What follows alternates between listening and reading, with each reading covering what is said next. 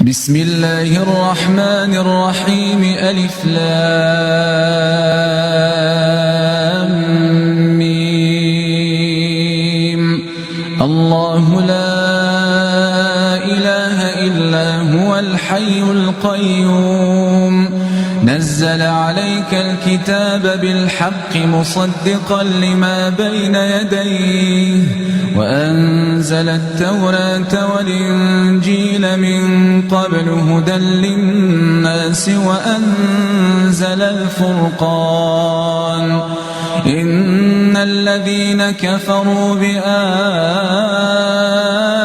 الله لهم عذاب شديد والله عزيز ذو انتقام إن الله لا يخفى عليه شيء في الأرض ولا في السماء.